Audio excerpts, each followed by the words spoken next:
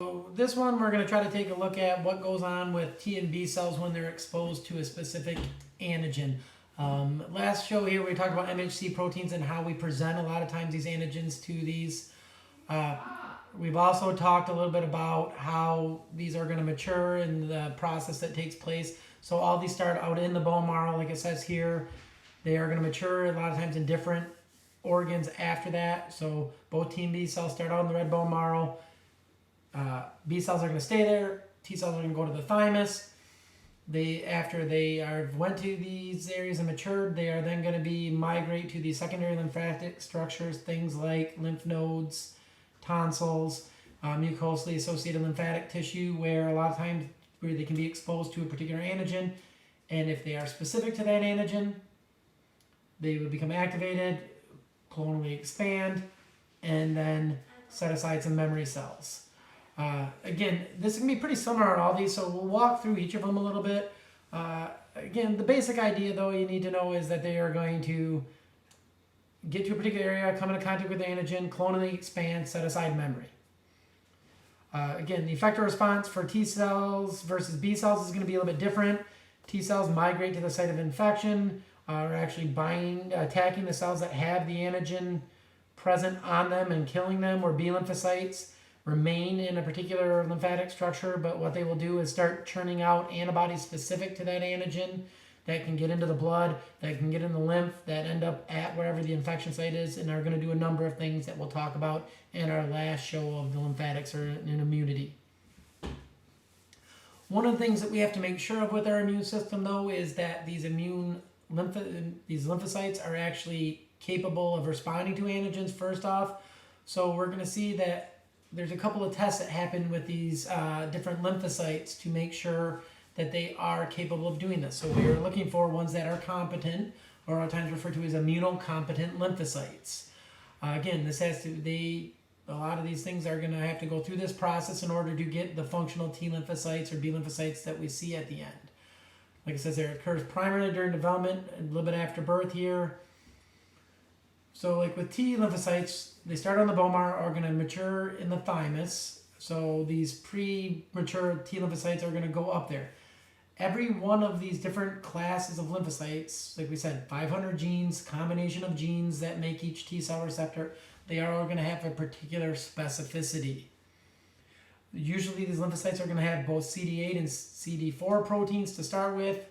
It's going to lose one or lose the other depending on if it's going to become a helper T cell or a cytotoxic T cell. But what we're going to see is each T cell receptor, for example, has to be tested through both what is called positive and negative selection in order for these to make it through the process. And of all these specificities, it's only about 2% of everything that actually makes it through this process and becomes functional T lymphocytes at the end. So the positive selection, what's going on in this one is it just tests the ability of a T cell receptor to actually bind to an MHC protein. This is making sure that it can actually bind to an antigen presenting molecule in order to get triggered at all.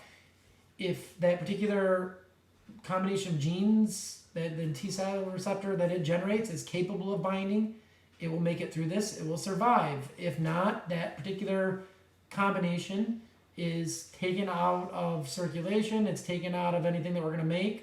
So this is actually selecting positively for T lymphocytes that can bind to MHC proteins. The negative selection is now taking these ones that made it through that positive selection and making sure they do not respond or bind to self-antigens. So in the thymus, you have dendritic cells that are going to present a large number through MHC1 and MHC2 molecules, self-antigens to these particular T lymphocytes. If it binds to it, it means it would respond to self, and therefore that clone or that combination is destroyed.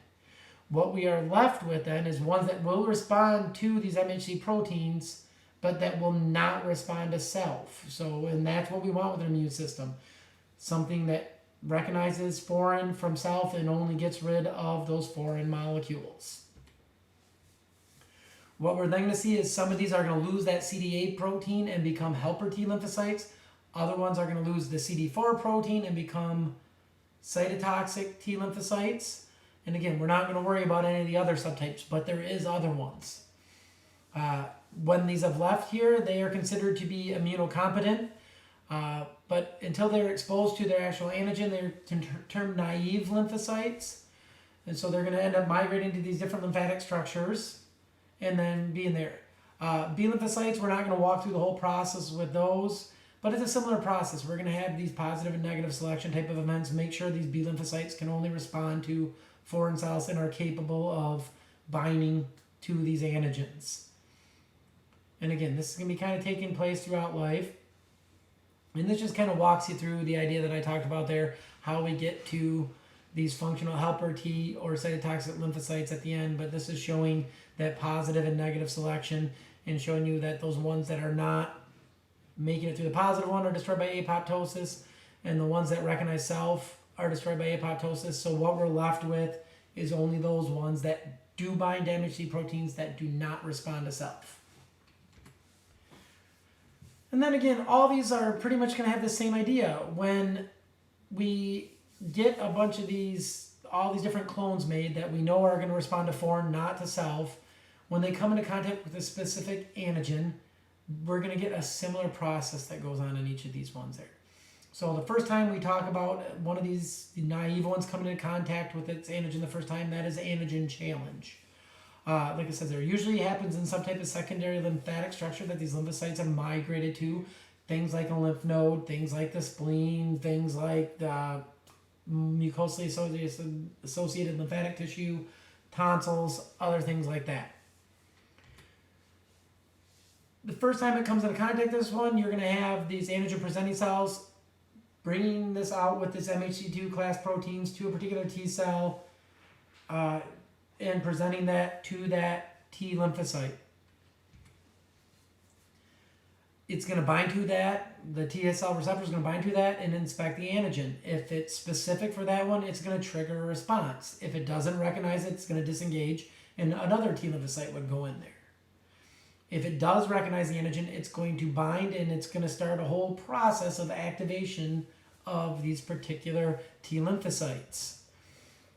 So one of the other things that's going to happen here with T lymphocytes is if a T helper cell was the one with these helper T cells, if that T helper cell binds to this and is active, it's going to start secreting interleukin 2, which is going to further stimulate these T lymphocytes to do their job.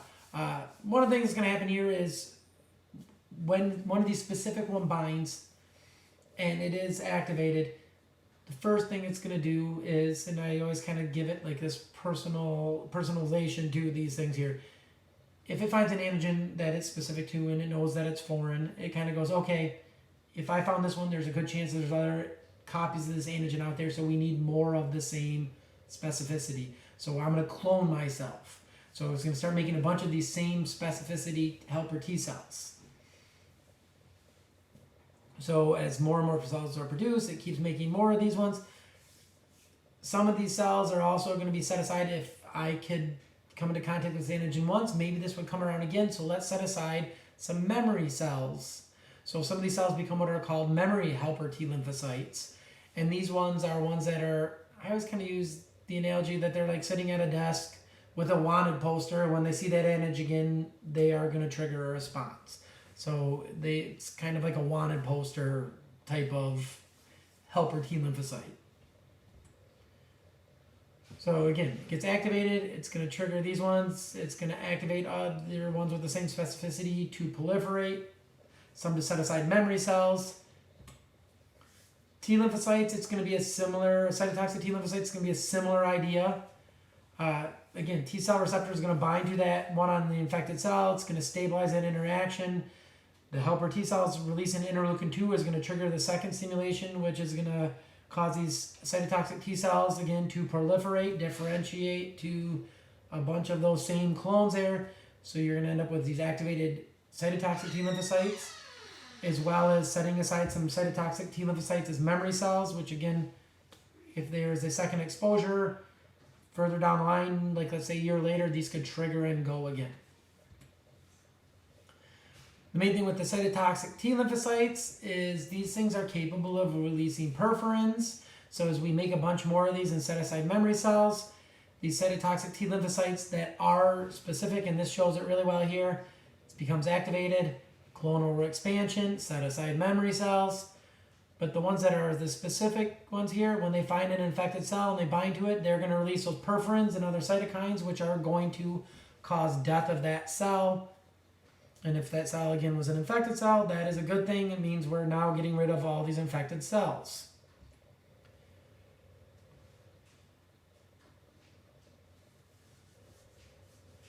And again, kind of said this stuff a little bit already. Other things that helper T cells do besides clonally expand and kind of stimulate the cytotoxic T cells is they are also involved in triggering some of these non-specific responses. So they enhance phagocytosis. They are going to increase the activity of the natural killer cells. The other thing that helper T cells do is they are going to recruit in the B cell responses as well. And that's one of the things you can kind of see right here with these helper T cells. It's going to release cytokines, cytoside memory cells, clonally expand. But what do these helper T cells do? They're going to stimulate other T cells and other B cells, as well as be ready to go the next time that antigen comes along. And to me, kind of the best figure that shows this side showing you the cytotoxic T cells, that they clonally expand, and those ones that clonally expand directly attack that foreign or infected cell. Memories get set aside. We're not going to worry about suppressor T cells. But this shows you kind of the coordination of what the helper T cells are doing. So you can see the cytotoxic T cells doing their virally infected cell attack here. The helper T cells clonally expand, but they can, as you can see here, can activate macrophages.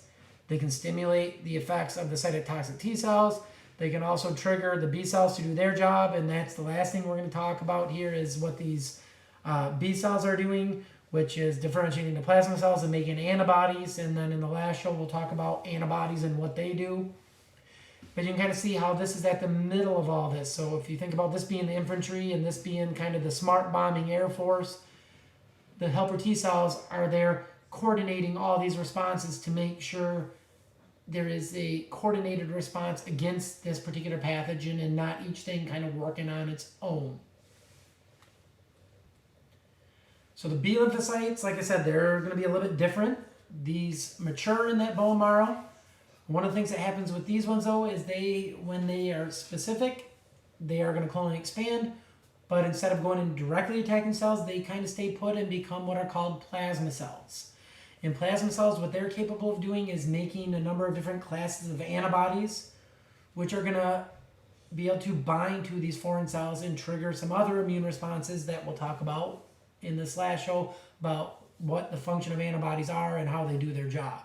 Again, just like everything else, they are going to set aside some memory cells. The other thing that's kind of interesting with the B lymphocytes and the plasma cells is once you've had this immune response, you're almost always going to be making some level of antibodies of that against that particular antigen that are going to come into the bloodstream. Some antigens trigger a better response than others, but you generally will always make some antibodies. So you have that antibody memory against these particular antigens. Again, start in that bone marrow, migrate to some of these different areas like lymph nodes and that's where they're going to come into contact with their particular antigen. Once they process the antigen, much like the cytotoxic T cells, again, sometimes it's an interaction with a helper T cell. They're going to differentiate to those plasma cells. Before they're doing that, they're also proliferating, clonally expanding here. These plasma cells, though, they're going to secrete antibodies as well as cytocytes and memory cells. And we'll talk about the secondary antibody response in the last show as well. But the first stimulation here, going to get this cross-linking, brings it in there.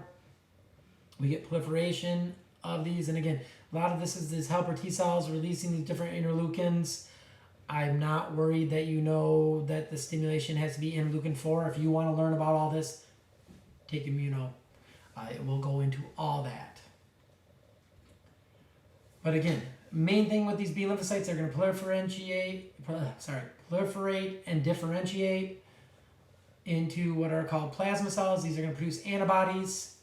And again, going to have some memory B lymphocytes set aside as well that are going to, again, anytime this subsequent exposure comes along, these can trigger that immune response much, much faster.